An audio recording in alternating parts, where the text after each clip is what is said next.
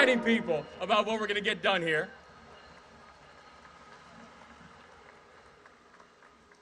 I'm incredibly grateful for our federal delegation as well. And I do want to take a note to say Maryland has the best federal delegation in this country, period. They are working tirelessly on our behalf. They are working in partnership because they understand that the only way we are going to get this work done is if we get it done together. And they also understand and recognize the fact that we are all standing on the shoulders of giants. And I'd be remiss if I didn't acknowledge two people. One, Senator Barbara Mikulski, for the work that's been done historically on this issue. And the other is a mentor of mine, Elijah Cummings, who I know is smiling down right now as we speak and is saying, let's get these trains running. Because we know that in this state, in this time, we have no time to waste. That if you look at how the railway is even going to be renamed, going from the B&P tunnel to the Frederick Douglass tunnel, the reason that matters is this: that name was not given by accident. Because we're talking about an acknowledgement and a celebration of someone who believed that we don't have time to do right. That the time to do right is now. And the time to make this kind of investment is now. Throughout this entire campaign process, we talked about Maryland's ability to foster pathways for three different things for all Marylanders. It is work, wages, and wealth. And the thing that we know about the Frederick Douglass Tunnel, it will create pathways for all three. Create pathways where we know that construction on this tunnel alone will generate up to 30,000 jobs in the Baltimore region, 20,000 construction jobs alone, and we are talking about good, strong union jobs.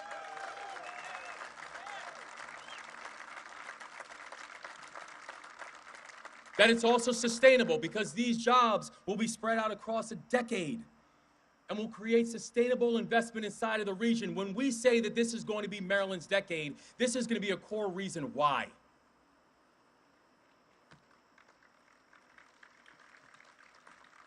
That we know this is about bringing the possibility of high-speed rail capacity to the Northeast Corridor. That this is going to create and foster growth that's going to take place not just here, or from the BWI Thurgood Marshall Airport all the way to the Port of Baltimore. That this is an historic investment in Maryland's transportation infrastructure, and in this moment, Maryland is not going to miss this opportunity. That this is about modernizing this tunnel and bringing new opportunities to communities that have oftentimes felt left out and never felt included. That this project will enable faster and more efficient transit. A new tunnel that will build to be able to handle actual modern rail operations for increased track speeds and better trip times. And yes, when we talk about one of the key factors that all transportation items need to understand, it's also about sustainability. And it will become more sustainable because the program is a clean solution that will enhance sustainability and environmental protections with 100% electric train operation.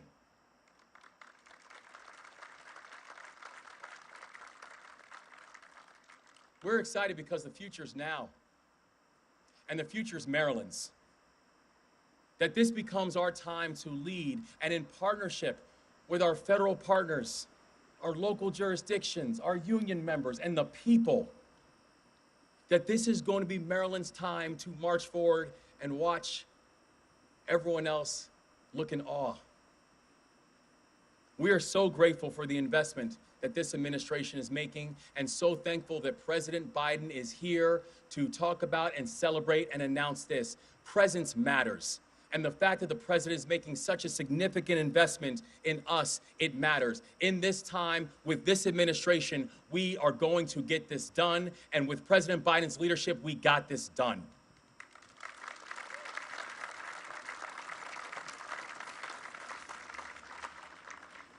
So we're so grateful for today. We're so grateful for the ability to invest in people, invest in communities. The Frederick Douglass Tunnel Project stands as more evidence to our commitment to modernize transit, the utilization of mass transit, and making sure that it is benefiting people all throughout this state. We are building a Maryland where we leave no one behind. We are building a Maryland where we are going to be intentional about that. And we are so beyond grateful to have the president and this administration's help in fulfilling this mission. Maryland, it's our time. Maryland, this is our decade. And Maryland, this is going to be a key part of making that a distinct reality. God bless you all, and thank you so much for all your work in making this happen. Thank you. Thank you. Thanks all.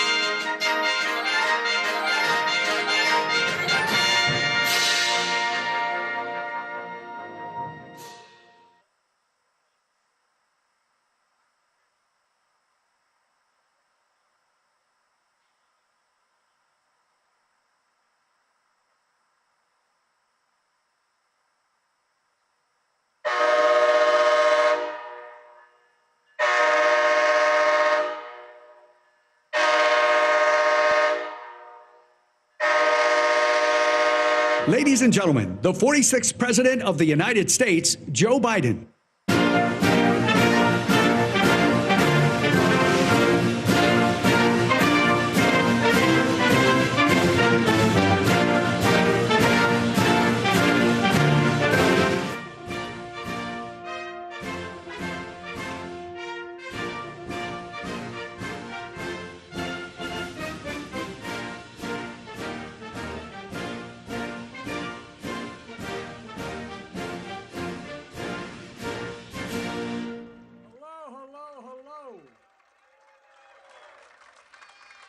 Anytime I see a train door open, I head for it. And by the way, I can say it now since I know there's different leadership. I used to about 15% of the time ride with the engineers, for real. And I'm the only guy that I'm aware of when I stopped riding Amtrak that had a key to get in the back. So you can tell your predecessor, he's gone. Look, hello, Baltimore. Is there any organized labor, any unions in the house? You're making a run, man. Well, Brandon Scott, thank you for the passport into this great city. And Governor Westmore, Lieutenant Governor Miller, I can't tell you how much I appreciate you being here and all the money you committed to make this thing work as well.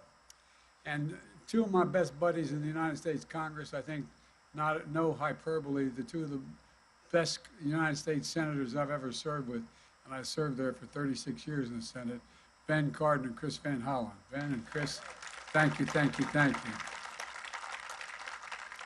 And Kwasi and Fumi, I tell you what, when I get in real trouble, that's the guy I call. There you are, sitting right in front. You helped us get so much of this done, including the project we're here to celebrate. Thank you.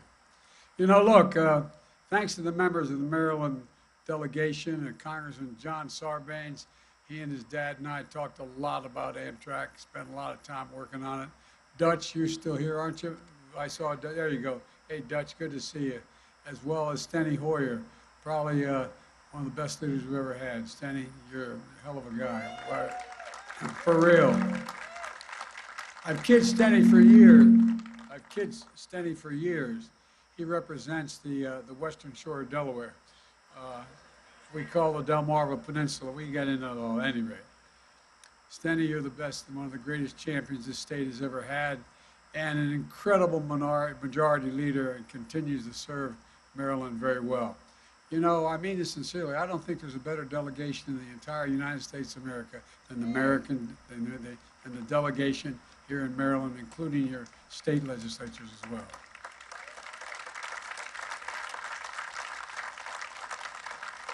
And somebody who I was senior to, but never referred to me as senator, always say, Biden, come here, Barbara Mikulski. I wish Barbara here. She's did a lot to make this day happen as well. All the years we've worked on this, Baltimore, particularly Amtrak specifically. And finally, it's been over 3 years since, I didn't know you had seats. Man, you ought to sit down. By the way, I said when I was running in 2020 for the job, I said, everybody take their seat, and there were no seats. And the press said, he is really stupid. So I don't dare tell anybody to take a seat unless I see the chairs. But anyway, thank you. You know, it's been over 3 years since his passing, but my late friend Elijah Cummings, he's with us in spirit, looking down saying, Joe, you finally got this sucker done. And the CEO, Stephen Gardner. Stephen is, he knows he's got a strong support in Amtrak, probably too strong. I'm driving him nuts already. I want to get it all done quickly. And Secretary Pete Buttigieg, this is just one example of the great work you're doing, Pete. Appreciate it a lot. Let me at the outset, this is just the beginning of having a 21st century rail system that's been so long overdue in this country. Back in Delaware, I'm known for riding Amtrak, for being their senator all those years. And most of you know that as a senator, I rode the train between Washington and Wilmington and back and forth every single day that the Senate was in, and they tell me it's about average 117 days a year, about 265 miles a day. I put over 1 million miles on Amtrak. Not a joke, including as vice president. Amtrak wasn't just a way to get home, the family. The conductors, the engineers, they literally became my family. I used to have a summer party at my home in Delaware. Started off with about 10 conductors and engineers. Ended up with about 70 people. They became my friends. Went to an awful lot of their children's weddings and, unfortunately, funerals of them. When I was vice president, I flew over 1 million miles on Air Force Two, and I was going home as the United States as vice president. And one of the conductors said to me, "Hey Joe, big deal, million whatever 200." You said you've traveled over 1 million miles on Amtrak. I said, "How the hell do you know that?" And they added it up at there. But folks, look, I made 1,000 trips through this tunnel, so I've been through this tunnel 1,000 times. And you know, but when folks talk about how badly the Baltimore Tunnel needs an upgrade, you don't need me to tell you. I've been there, and you've been there too. I also know that it's not just Amtrak. I know how important this tunnel is, the commuter rail, and MARC rail back and forth to Washington. And I know how much it matters to the entire Northeast corridor from here to Boston, that it matters a great deal. For years, people talked about fixing this tunnel. Well, I think I made one of the few guys back in the early 80s. I actually walked into the tunnel with some of the construction workers. You ought to get inside and see it. This is a 150-year-old tunnel. You wonder how in the hell it's still standing. And with the bipartisan infrastructure law, though, we're finally getting it done. This law is the most significant investment in American roads, bridges, since the interstate highway system. And it's the single most significant investment in rail in America since Amtrak was created 50 years ago. And through the infrastructure law, we're going to invest over $4 billion to replace the existing Baltimore and Potomac tunnel. And that's why it's so important. Over 2,200 trains run on this corridor every single day, and it's the busiest in the United States and one of the busiest corridors in the world. The problem anywhere along the line means that up and down the East Coast, it means commuters are trying to get to and from work, and they're getting in trouble. Business trying to ship their goods, travelers trying to visit family. If this line shuts down, it's just one day, it would cost the country over $100 million. But this tunnel is a major checkpoint for 9 million Amtrak and MARC commuter rail passengers who pass through it each and every year. 1.4 million, a 1.4 mile stretch with tight curves, so the trains have to slow to 30 miles an hour. You probably all heard this already, but it's important. 99% of the weekdays there's been a delay here somewhere. Trust me, I know. This tunnel is nearly, as I said, 150 years old. This is a Civil War era. Ulysses S. Grant was president. The structure is deteriorating. The roof is leaking. The floor is sinking. This is the United States of America, for God's sake. We know better than that. We know we have to prove we're much better than that. Funding from the infrastructure law will fully replace this tunnel. And we're naming the new tunnel after Frederick Douglass, who boarded this train to freedom right here in Baltimore.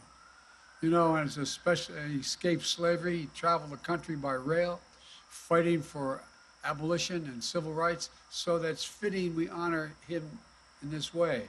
The Frederick Douglass. Look, we have a lot to do. When the project is done, new trains will travel through this tunnel at 110 miles an hour instead of 30 miles an hour. MARC trains will go from here to Washington in 30 minutes. On an average weekday, that'll eliminate nearly 7 hours a day. The Frederick Douglass Tunnel will be all electric, and we will continue to invest in rail to make it easier for people to use its potential to take thousands of vehicles off the highways, including the interstate, and save millions of barrels of oil, reducing pollution. All the studies show if you can get from point A to point B by rail faster than you can by automobile, you take the rail. This is going to be a game changer for the environment as well. And so this is what we're doing across the country, not just here. Tomorrow I'll be in New York for a similar announcement, the Hudson Tunnel Project. and a critical juncture in the Northeast Corridor. Earlier this month, I was in Kentucky with the Republican leader, and they're standing there, and the Republican governor, and also Democratic leaders. Over $1 billion is being spent on the Brent Spence Bridge over the Ohio River connecting Ohio and Kentucky. We're repairing the original bridge and building an entirely new one parallel to it. Each day, trucks carry about $2 billion worth of freight across that bridge from Florida to Canada. And it was built 60 years ago. Folks have been talking about fixing it for decades, but now we're finally going to get it done. And we're not stopping there. We're closing the digital divide. Nearly 175,000 households in Maryland who haven't had access to high-speed internet are now getting access to it through this infrastructure law, bipartisan infrastructure law. And our broadband program is estimated to create 200,000 jobs across the country just putting it in the ground. And it's all union work. And today,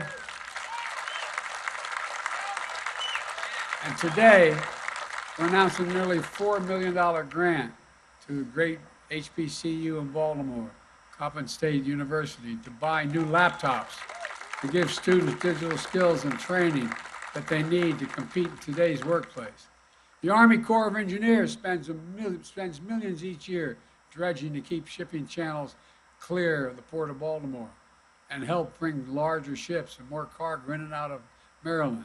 Now, we're investing another $84 million in infrastructure law to take the dredged material and restore the mid-bay islands on the Chesapeake, a critical habitat for fish and shellfish and birds. And these islands are central to the fishing and tourist industry. There's a lot we're going to get done. And one of the things about the infrastructure law I'm most excited about is we're doing all this with workers, with products made in America, with union labor. In fact, today we're announcing this project will be built under a project labor agreement. These agreements are agreements that contractors and unions put in place before the construction begins. They ensure major projects are handled by well-trained, highly skilled union workers, resolve disputes ahead of time, ensuring safer work sites, avoiding disruptions and work stoppages that can cause expensive delays down the line. So they're not just good workers, they're good taxpayers too. Amtrak and the building trades have agreed that the project labor agreement will be in place not just here in Baltimore, but all across major rail construction projects up and down the Northeast Corridor.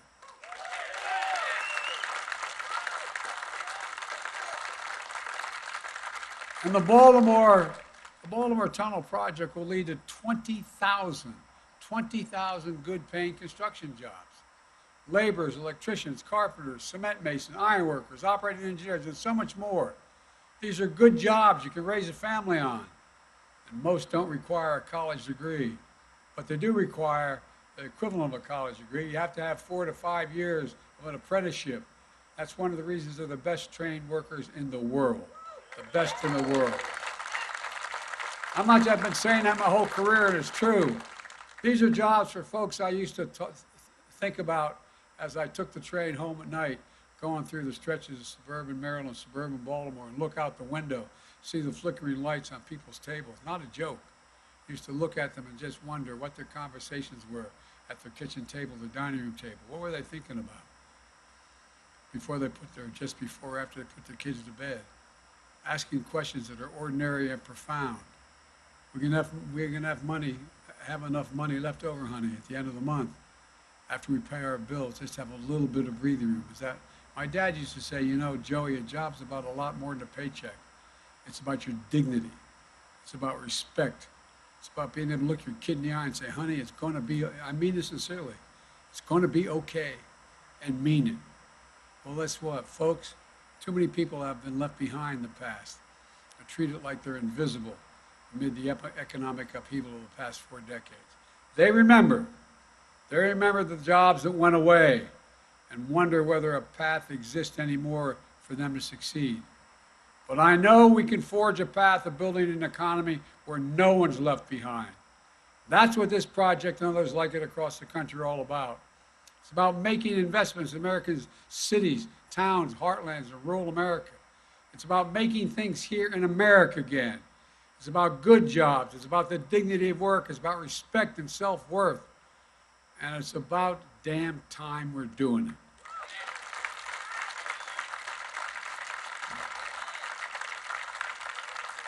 We're going through 4 decades where we exported jobs and imported product. We're exporting product and importing jobs now. For too long, we've talked about asserting America's leadership and building the best economy in the world. But we have to have the best economy in the world, you have to have the best infrastructure in the world. That's not hyperbole, it's a fact. To get products to market, to create thousands of good-paying jobs. For most of the last century, we led the world by a significant margin because we invested in our people, we invested in ourselves, we invested in research and development. But along the way, we stopped. We used to rank #1 in the world in research and development. Now we rank #9. China used to rank #8. Now it ranks #2. The risk of losing our edge as a nation and China and the rest of the world catching up is real. For decades, the backbone of America, the middle class, has been hollowed out. Too many good-paying manufacturing jobs move overseas because labor was cheaper. Jobs moved overseas and factories closed down. Once thriving cities and towns became shadows of themselves, what they used to be. When Carrier, one of the biggest manufacturers in Syracuse, New York, stopped making air conditioners, the town went in decline.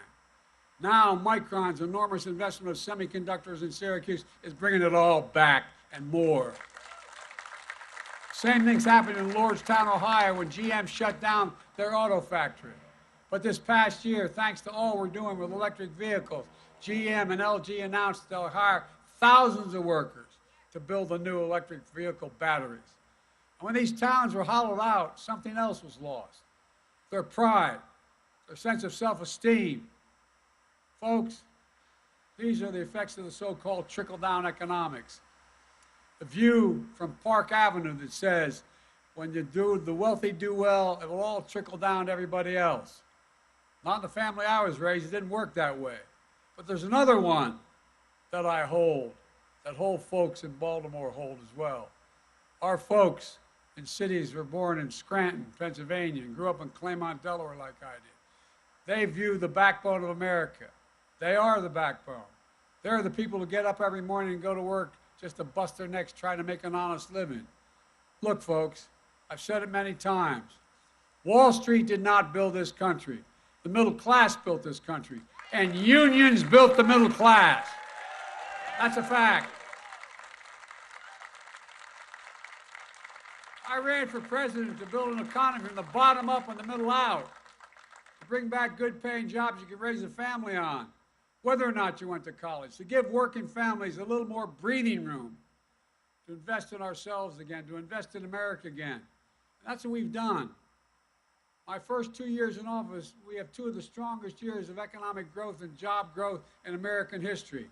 We've created 11 million new jobs, including 750,000 manufacturing jobs, and we're just getting started.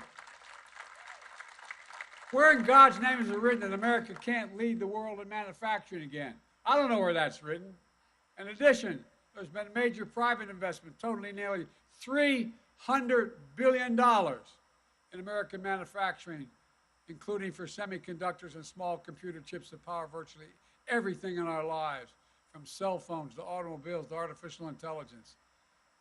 You know, what a lot of people don't remember or don't know, we invented the computer chip in America. We invented it, and we made it more sophisticated. 30 years ago, America had more than 30% of the global chip production, worth tens of billions of dollars. But today, we produce only around 10% of the world's chips. Instead of the supply chain for these chips starting with us, it starts with countries you can't rely on. New automobiles need 3,000 of these chips just to be made. When overseas factories make these chips shut down during the pandemic, automakers in America had to shut down their product lines too. We couldn't produce enough cars because we didn't have enough chips. We can't ever let that happen again. That's why we came together to pass the Bipartisan Chips and Science Act, and we're seeing the results now. Just a few hours north here, IBM invested $20 billion in its facility in Poughkeepsie, New York, in semiconductor design and manufacturing, quantum computing, artificial intelligence. Intel is investing $20 billion building 2 chip factories, fabrication facilities just outside of Columbus, Ohio. $100 billion with Micron in Syracuse, $40 billion with TMSC in Phoenix. Our economic agenda has ignited a boom in manufacturing, from semiconductors to electric vehicles to advanced batteries. They're going to power those vehicles, and in addition to that, anybody from the IBW here? 500,000 charging stations you're going to build in America so you can go from coast to coast to coast. Look, there's much more to say about what we're going to be doing to modernize American rail. Let me close with this, because if we don't get it by a quarter after, we're all here for the next 2 hours, almost. When America sees these projects popping up across the country, it sends a really important message. When we work together, there's not a damn thing we can't do. There's nothing beyond our capacity. We can move this. We can move this nation forward. And it sends another message as well. A message of pride. Pride in our country. Pride in what we can do when we do it together. You've heard me say it, and I apologize for repeating, but as long as I'm here, I'm going to say it. That has never been a good bet. Never been a good bet to bet against America. Never. I can honestly say, as I stand here today, I have never been more optimistic about America's future. You just have to remember who in God's name we are. We're the United States of America. There's nothing beyond our capacity when we work together. We've never failed to meet an objective when we set our mind to it. So it's about time we say, once again, we're going to lead the world in the second quarter of the 21st century. May God bless you all, and may God protect our troops. Thank you, thank you, thank you.